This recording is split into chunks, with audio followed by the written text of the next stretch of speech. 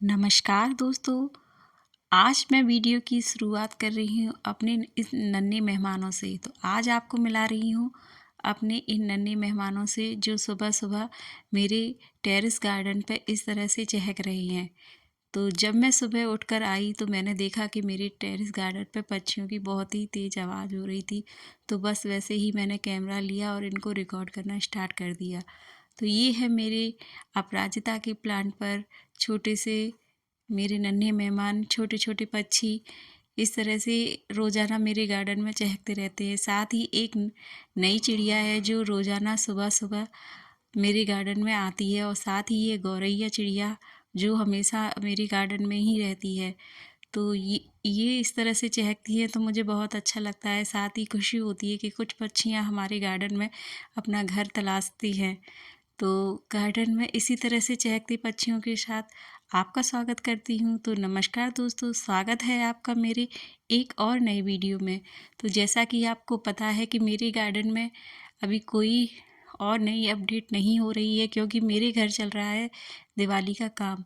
तो दिवाली की पेंटिंग हो रही है, साथ ही मेरे जो टेरेस गार्डन है उसमें अभी भी इसी तरह से सामान फैला हुआ है। अभी और समय लगेगा इस बगीचे को सजाने के लिए। तो जैसे ये अगर बगीचा सजता है तो मैं अपनी अपडेट, अपने वीडियो और गार्डन की अपडेट आपके साथ शेयर ज़रूर करूँगी। तो इसी तरह इस नन्हे मेहमान का हम स्वागत करते हैं। तो चलिए मेरे गार्डन में आप बने रहिए। तो आइए आज का वीडियो शुरू करते हैं। जैसा कि आपको वीडियो में पता ही है कि मेरे सारे सारे पेड़ अभी भी एक साथ एक ही जगह पर रखे हुए हैं। इनको मैंने अभी नहीं जमाया है क्योंकि जमाने में बहुत टाइम लगता है। हम उथल-पुथल तो बहुत ही जल्दी कर देती हैं, लेकिन जब लगाने और सजाने की बारी आती है तो उसमें बहुत ही कन्फ्यूजन होता है। और जैसे कि सर्दियों का मौसम आ रहा है तो सर्दियों के मौसम के हिसाब से हमको प्लांट को भी चूज़ करके रखना होगा कि कौन से प्लांट को हम कहाँ कहाँ पर रख सकती हैं। जहाँ धूप आ रही है या जो प्लांट कम धूप वाला है या वो सर्दी में नहीं चल पाएगा तो उसको हमको ऐसी जगह रखना है जहाँ से अच्छे से धूप मिलती रहे। और जो इंडोर प्लांट हैं, अब जैसे कि मौसम चेंज हो रहा है, सर्दियों का है, तो अब हम इंडोर प्लांट को भी धूप में रख सकते हैं क्योंकि नॉर्मली हमारे यहाँ पर जिस तरह से सर्दी पड़ती है तो धूप भी कम ही आती है। और 3 से 4 घंटे की जो तेज़ धूप होती है वो भी अब बहुत ही कम हो गई है, या ये कहिए गुनगुनी धूप है। तो इसमें हम अपने इंडोर प्लांट को भी इसी तरह से सजाएंगे कि इस जगह रखेंगे कि जिससे कि उसको दिन की धूप भी अच्छे से मिलती रहे। अभी तो काम बहुत ही बचा हुआ है गार्डन का, और साथ ही इस फैले हुए काम की वजह से मैं अपने पेड़ पौधों की देखभाल भी नहीं अच्छे से कर पा रही हूँ। यहाँ पर बहुत ही कन्फ्यूजन होता है जब हम पानी डालते हैं। यहाँ अच्छे से दिख ही नहीं रहा है कि कौन से गमले में अच्छे से पानी डला है या नहीं डला है, क्योंकि सारे गमले जो है सारे इकट्ठे हो गए हैं और पता ही नहीं पड़ता कि किस प्लांट में पानी जा रहा है, किस में नहीं जा रहा है, किस में न्यू फ्लावर आ गए हैं या कौन सा प्लांट ग्रो कर रहा है या नहीं, उसकी ग्रोथ कम हो गई है या कोई प्लांट सूख रहा है तो इस पर हम केयर कर सकें। क्योंकि दीपावली का टाइम ही ऐसा होता है कि जहाँ घर पर इस तरह से काम फैले डले रहते हैं तो हमें मेन पर्पस ये होता है कि दिवाली से पहले पहले हमें अपने घर को थोड़े से अच्छे से तैयार करना होता है। और जब घर की सफाई और ये घर का काम हो जाता है तो उसके बाद हमें गार्डन पे ध्यान देने का टाइम मिलता है। तो ये बाहरी दीवार को इस तरह से हमने कलर करवाया है।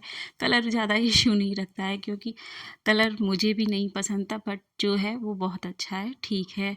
तो ये है कलर है हमारे फ्रंट का, और साथ ही यहाँ चिड़िया के घोंसले बने हुए हैं, ये आप देख पा रहे हैं। और ये यहाँ पर मैंने अभी हाल फिलहाल के लिए इंडोर प्लांट रखे हुए हैं। जैसे मुझे समय मिलेगा मैं उसमें थोड़ा सा परिवर्तन करती रहूँगी, लेकिन अभी हाल फिलहाल ये यहीं रहेंगे क्योंकि आप कंडीशन देख सकते हैं गार्डन की किस तरह से ये अभी भी यहाँ सामान फैला हुआ है। इसको व्यवस्थित करने में काफ़ी टाइम लगता है। जब हमारे घर में इस तरह के काम हो रहे हो तो ये कबाड़ ही लगता है कि पता नहीं क्या हमने यहाँ रख छोड़ा है। और ऐसे कामों में आप समझ ही सकती हैं कि ये किस तरह से व्यवस्थित करना बहुत ही मुश्किल होता है, लेकिन काफ़ी टाइम लगेगा। पर जैसे होगा एडजस्ट हम 1-2 दिन में इस गार्डन को व्यवस्थित करने की पूरी कोशिश करेंगे। तो यहाँ पर जो भी सामान फैला हुआ है आप देखिए और चलिए आपको आगे दिखाते हैं कि यहाँ किस तरह से उथल-पुथल हुई है गार्डन की।